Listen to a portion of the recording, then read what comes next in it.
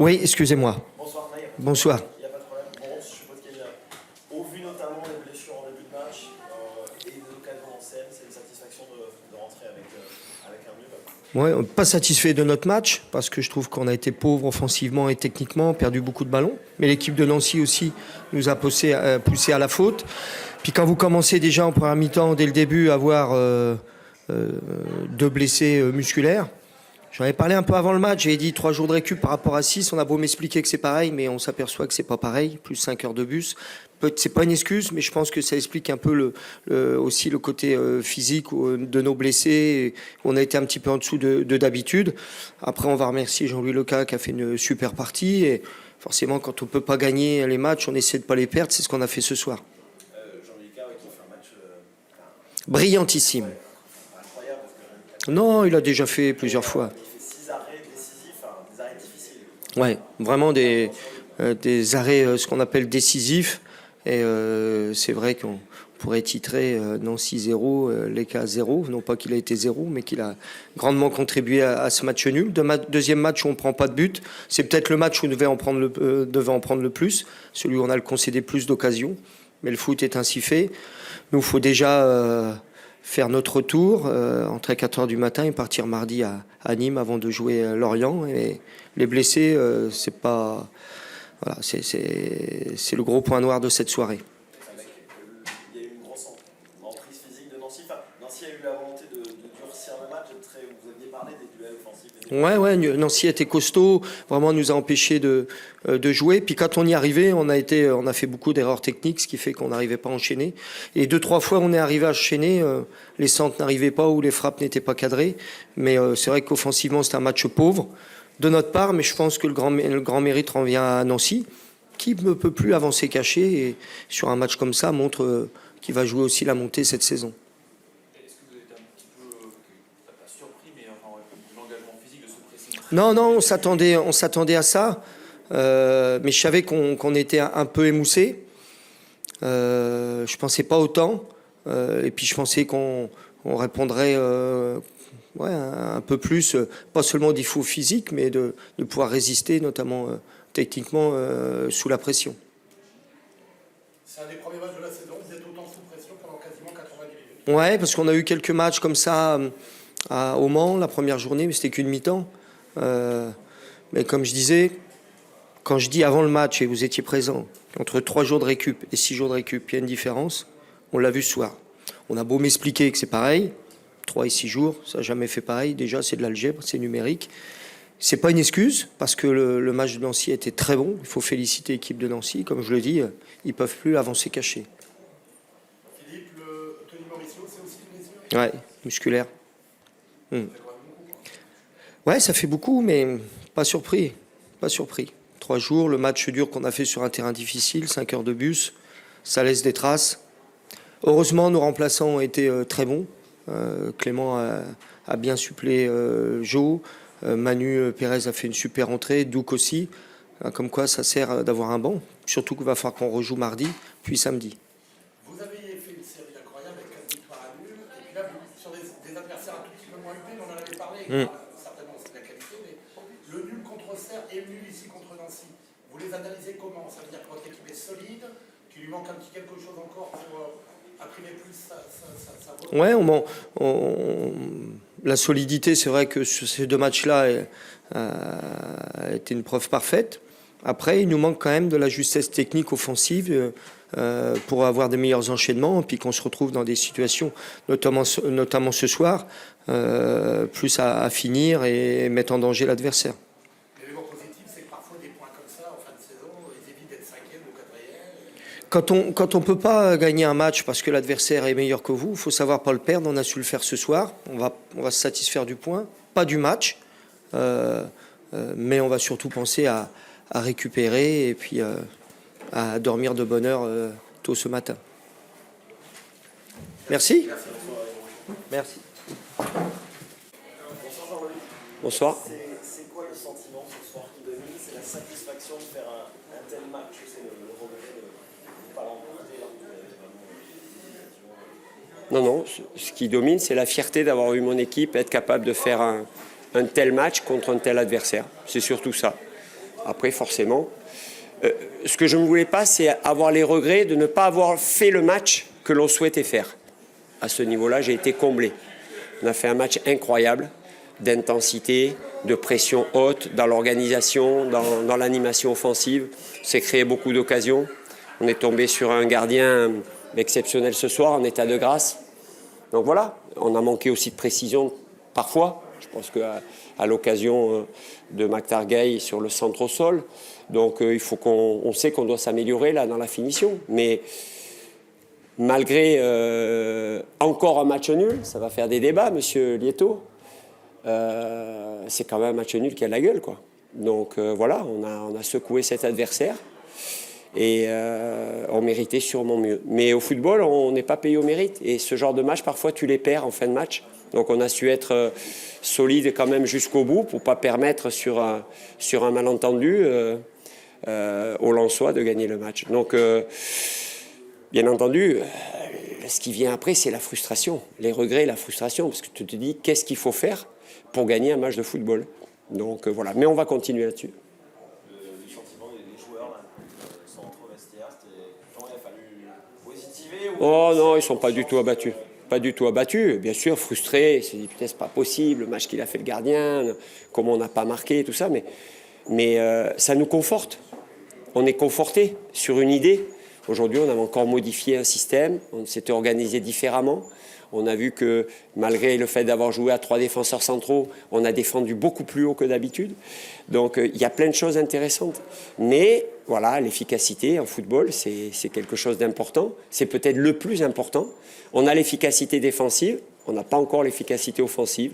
Je crois qu'il faut être capable, avec beaucoup moins d'occasions de gagner quand même les matchs.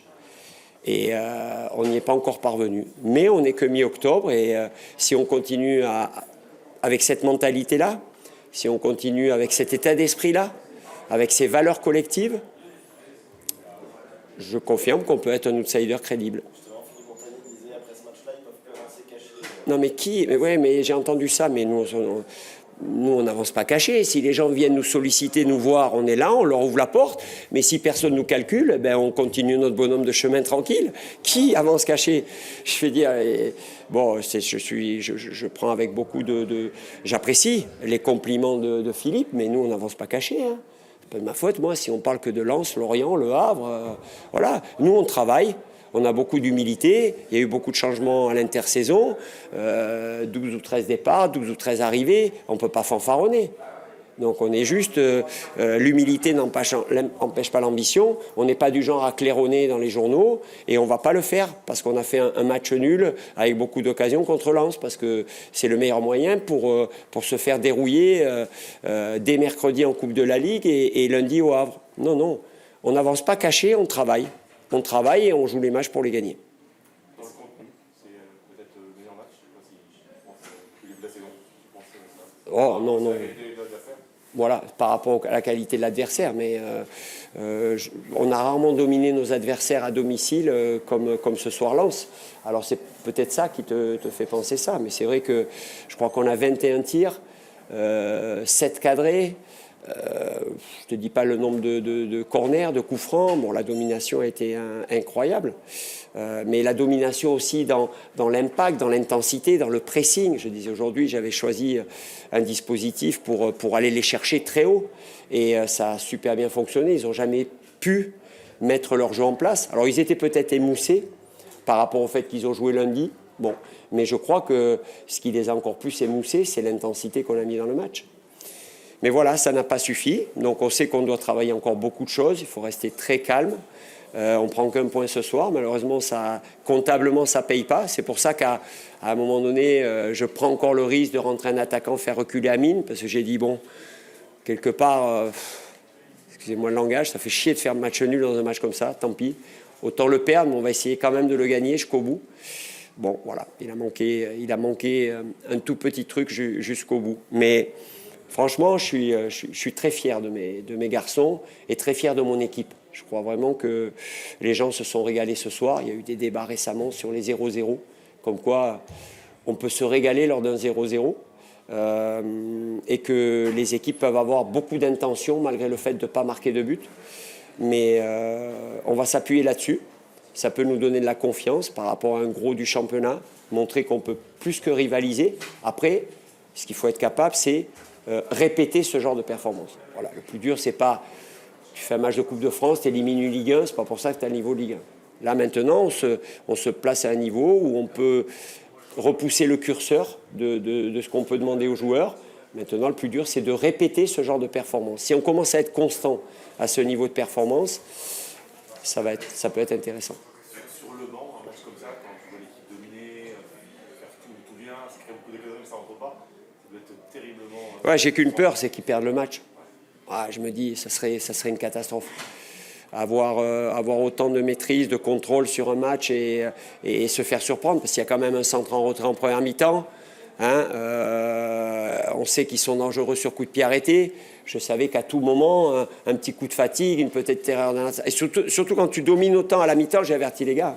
Quand on fait une telle première mi-temps avec autant de domination, autant d'opportunités, attention, s'il y a un coup de moins bien, une équipe comme ça, elle peut en profiter. Donc j'avais qu'une peur, c'est ça, c'est qu'ils ne soient pas au minimum récompensés par le fait de rester invaincus. Un 8e match consécutif, avec un 2e match consécutif sans prendre de but. Donc voilà, donc on va continuer là-dessus, on va continuer à travailler, on a quelques bons matchs à jouer. On va essayer de récupérer pour aller à Montpellier mercredi, où on va jouer pour le plaisir contre une équipe de Ligue 1. Ce n'est pas dans nos objectifs, mais là aussi, on va jouer le match pour ne rien regretter. Mais quoi qu'il arrive, après, il faudra se projeter au Havre en essayant. On rejoue un gros, on va essayer de confirmer dans un autre contexte à l'extérieur. On va essayer de confirmer notre prestation contre les Lensois. Mais bon, je vois quand même que Lorient, à un moment donné, on les a bougés ici quand même. Hein. On a mené au score. Lens, on est match nul en dominant le match. Bon, c'est des bons signaux quand même. C'est des bons signaux. Ça confirme aussi que vous avez plusieurs cordes à défense dans ta tactique, parce que le passage à 3 sans trop, bon, là, après plusieurs matchs à 4, ça se fait comme sur des roulettes. Oui, mais c'est pas comme si on l'avait inventé. On a déjà joué 3 matchs, dont 2 officiels. Dans ce dispositif-là, j'ai des joueurs expérimentés au poste de défenseurs centraux, j'ai des joueurs dans les couloirs qui sont faits pour jouer un peu plus haut, se projeter. Je voulais jouer en 3-4-3 pour aller chercher la défense à 3 dès la première relance, pour les étouffer dès la première relance. Je ne voulais pas les laisser installer leur jeu. Donc voilà, les joueurs avec un Wagner un petit peu plus haut que Bassi un peu comme un faux ailier, Wagner un attaquant côté gauche. Voilà, ça a fonctionné, sauf qu'il nous a manqué le petit but. Sincèrement, si à notre niveau, hein, si on marque un but, c'est la prestation quasi parfaite. Voilà, mais ça ne le sera pas puisqu'on n'a pas marqué. Est-ce que ils vous ont étonné dans l'intensité sur 90 minutes? Parce que d'en haut, on peut se dire, après les 45 premières minutes, est-ce qu'ils vont être capables d'aller les chercher aussi haut tout le temps? On a flanché un peu dans le dernier quart d'heure, mais c'est pour ça qu'on a fait du coaching. Mais franchement, je vous dis, c'est l'état d'esprit. Cette envie de tout donner, cette envie d'aller chercher du dépassement de soi, cette générosité, voilà, il faut que ça nous caractérise. Je pense que les gens ici à Nancy, à Marcel Picot, ils aiment ça. Ils veulent voir leur équipe mouiller le maillot. Et ça, c'est important. Il faut qu'on dégage ça, cette énergie. On travaille bien, les gars, ils travaillent bien. On travaille bien à l'entraînement, ils adhèrent, ils s'impliquent. Donc voilà. Mais voilà, est-ce qu'on est capable de tenir sur ce régime-là longtemps? Donc c'est ce qu'on va voir. Mais ils se sont un peu, effectivement, ils m'ont montré qu'ils étaient capables de le faire. Donc voilà, donc j'espère qu'ils vont confirmer. Mais bon, c'est dommage.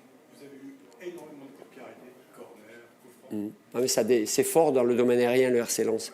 C'est fort, ça défend bien, il y a des gros jeux de tête. Ils ont été bien frappés parfois, ça a été juste contré. C'est comme ça. C'est comme ça. Quand on a beaucoup de coups de pied arrêtés, c'est qu'on est très dominateur aussi. Donc, il y a eu la tête de Wagner piquée au premier poteau en première mi-temps, qui est un mouvement extraordinaire dans le jeu. Et il y a 2-3 mouvements qui ont été arrêtés d'extrême justesse par les derniers défenseurs, au-delà de l'ECA. Donc voilà, ils ont été sur le point de rompre. Ils ont plié, mais ça n'a pas cassé. Bravo à eux. Tu disais, Romain ? Le programme d'ici mercredi. Le programme, c'est que demain, on s'entraîne, on fait un décrassage, les soins. Dimanche, ils ont repos. Et on s'entraînera lundi, mardi. Et on partira à Montpellier mercredi. Jour du match, ouais, comme c'est à 21h, on partira le matin. Merci à vous.